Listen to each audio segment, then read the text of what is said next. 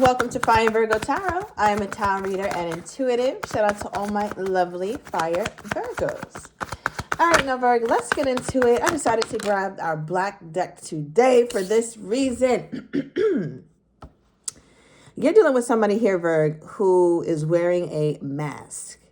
All right, I feel like they're only comfortable with showing you certain sides of themselves. Either you guys are in a decent place and they'll show you like that happy-go-lucky, like everything is great in my life. Or they can get into a space where they get very quiet or they get very withdrawn and they go within. And I think, Virgo, you're having trouble bridging that gap between the person that you see as this happy-go-lucky person and the one who acts all sad and depressed.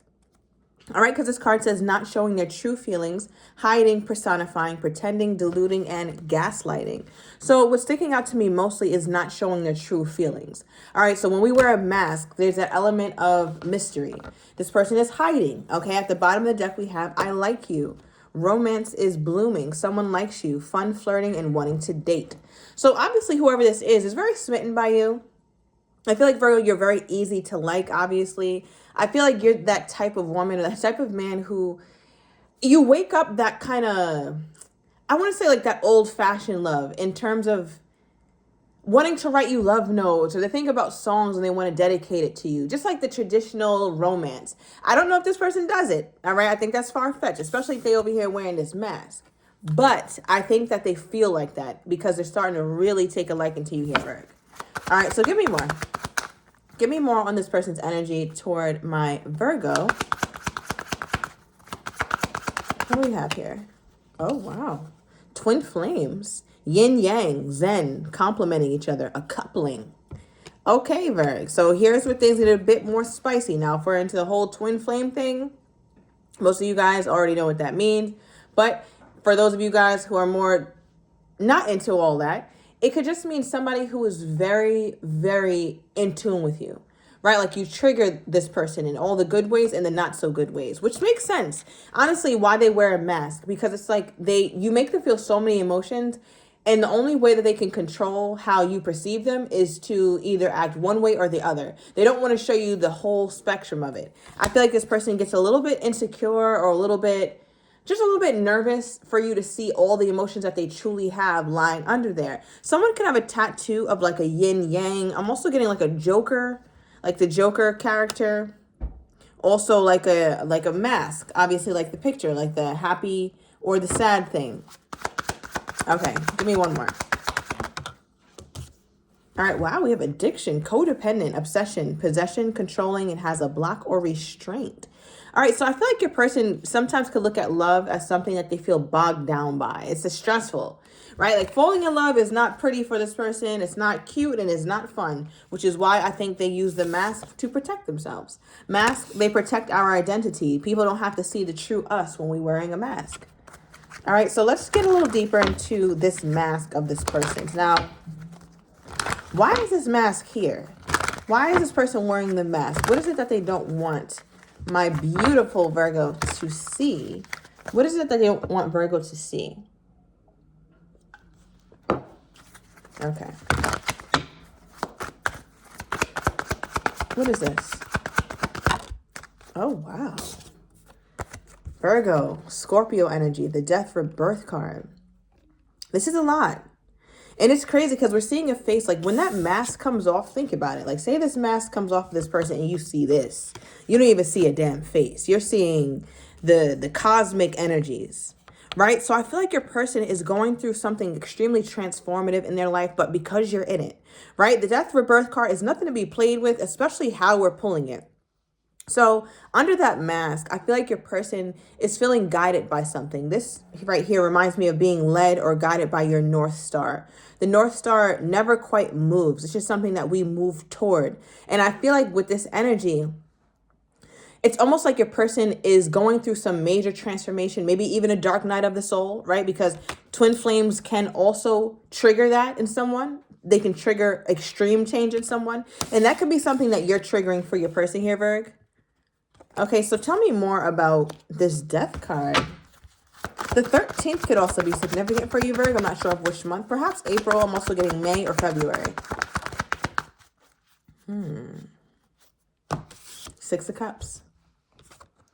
They're very fond of you, Virgo. Very, very fond of you. I feel like there's also a part of your person that obviously they're smitten by you, right? But there's also a part of your person that wants to hide behind that mask because they fear that you can see how inadequate they truly are. That's how they feel. Like something about the past or something about how they grew up is embarrassing to them in a way, and they don't want that to be seen.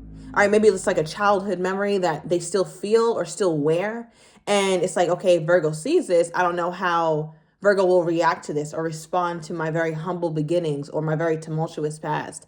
So there's a lot that your person feels afraid of showing. I think we did touch on insecurities earlier as well. Now, I also feel like your person, okay, how do I even describe this, Virg? June 13th. June 13th could also be significant. I'm also getting April 6th. But it's almost like your person is remembering the last time that they had a really good friend, right? And they may no longer be friends with this person, or maybe they're just no longer in communication or connection with this person for whatever reason. But it almost feels like you're that to them. Obviously with a romantic spin to it, Virg. You're not just a friend. But there's a similarity in how you touch this person's heart space.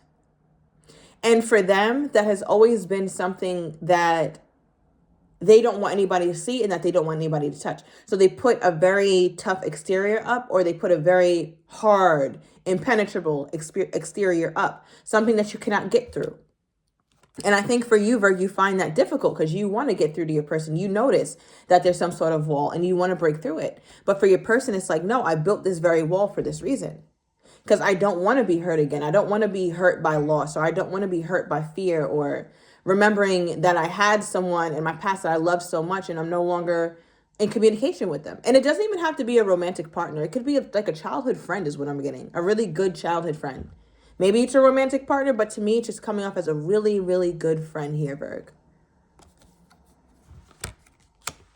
Now, what about this connection with my Virgo is triggering to this person? Your person could have also, really quickly, could have also had a battle with addiction at some point. It could be, substance abuse, but it could also be addiction to like certain thoughts. Look, as I split the deck, we have the devil, right? And you see the devil is puppeteering with this person's mind. So it could be like addiction with certain thoughts, or certain thoughts that feel stressful or overwhelming or make them feel trapped. And I think part of that addiction had to do with love. All right, but yeah, let's get back to this twin flame energy, because I definitely want to see what is my Virgo triggering in this person. What is my Virgo triggering in this person here, Spirit?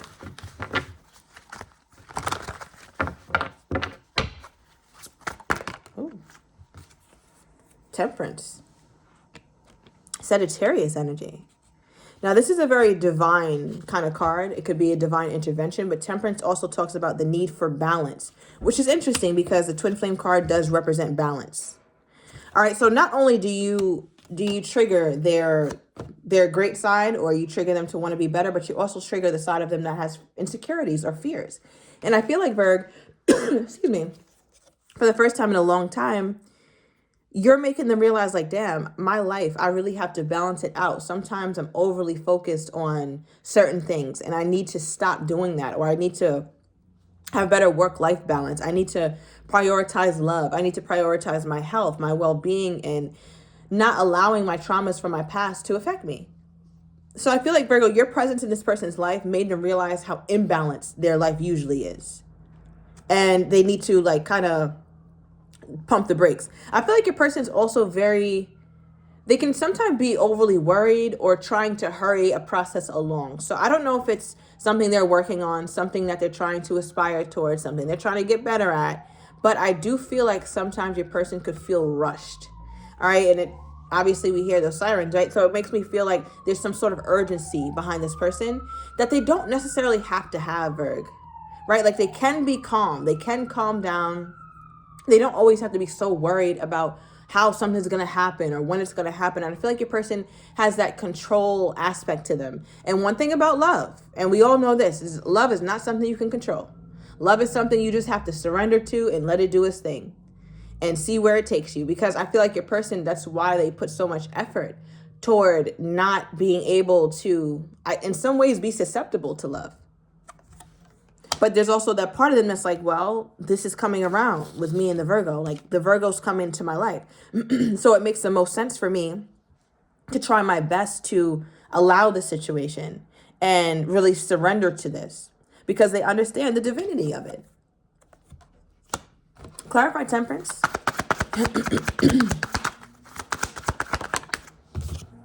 Six of Pentacles. Reciprocity. Could also be represented by balance, right? Like you see, well, especially in this deck, the Light Seers. But there's two people here, right? And you see that infinity sign representing that this is an ongoing feedback loop, ongoing cycle, where it's like you give to me, it goes back to you. It goes to you, then it gives to me, and vice versa. It just keeps going. So it's a card of equal give and take. And your person is starting to see like, wait, I think relationships can be good. I think when you really have the right person or somebody who truly cares, it actually can add to you and you could add to that person as well. 11-11 on the timer as I said this.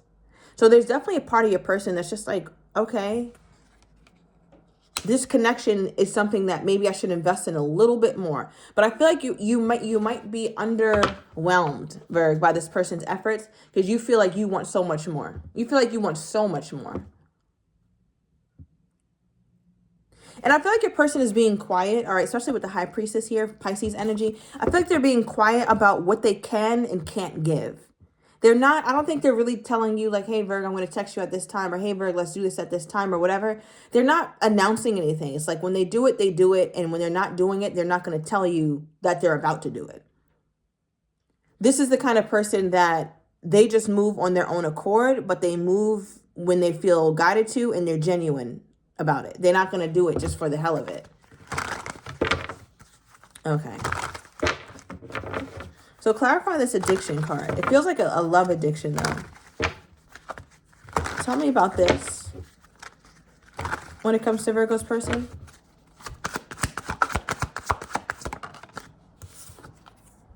The moon. Okay, so we got some more Pisces energy here, Virg. All right, now, I also am getting this energy here where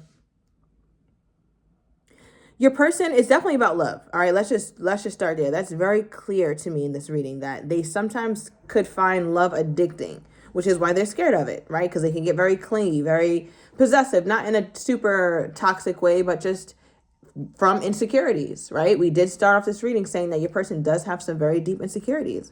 But with this moon card, I feel like your person is trying to keep that part of themselves to themselves. And that's the mystery of them, Virg. That's the mystery that you can't seem to crack. What we're seeing here is that your person, when they fall hard when it comes to love. They really, really do. And I think that's something that they try their best to avoid, obviously, right? Like, they don't want to go through that. And part of them is starting to feel like they're starting to get tied to you. What's making them start to feel like that, though? Because I'm going to get your energy in 1 second, Virg. I got to at least put one card on you. But it's like, what makes them feel like they're going to get addicted to you in a negative way? What makes them feel like that? Okay. Ooh, Page of Pentacles. They know it only takes a little bit, Virg, especially when it comes to you. It only takes a little bit, right? So I feel like that earlier card we pulled, like romance is blooming, fun, flirting, wanting to date. Once it hits that fun, flirting, and the blooming part, it goes downhill in your person's mind from there. They're like, it only takes a little bit. So your person may overcorrect. So say you guys had a really good date, a really good week, and then they go quiet. That's them overcorrecting because they don't want to they don't want to become codependent or start to get clingy when it comes to this love. They want to maintain space, maintain their independence because, again, love threatens them because they feel insecure deep down inside. And for them, they're like, yeah, I already know how this can go. I know that I could turn into mush for Virgo in 0.2 seconds. How does this person think Virgo feels toward them? Okay. 9 of Wands reversed. Okay. First of all, Virg, they feel like you really enjoy the conversation. They feel like you look at them as somebody that you're not only like physically attracted to, but also mentally compatible with. Like you can really talk to this person and you enjoy talking to this person. But I'm also getting this energy with the Nine of Wands reversed for how they think you feel toward them, is that they look at you as being vulnerable, especially about your past. Something about like your past dating history, maybe has been a mess or something, and you told them all about it, right? So they know you're very comfortable with them. And I think for them, they're starting to realize like, okay, Virgo's getting vulnerable with me. Vulnerability begets more vulnerability. So if Virgo's doing this, then I know that at some point, Virgo's either A, going to want that from me, or B, I'm going to just start pouring out. And I don't want to pour out. Give me more on this person's energy toward my Virgo. Okay, we got wealth. All right, so they definitely see the value in you. They see the value in this connection here, Virg. Okay, and at the bottom of the deck, we have temporary split with their energy toward you, Virg. So I'm going to overturn these cards in the extended. I'm going to get your person's next actions toward you, how they're truly feeling but do not have the courage to say, as well as what you're not expecting, and the likely outcome. If you're interested, everything is down below in the description to the extended. I'll see you in a minute.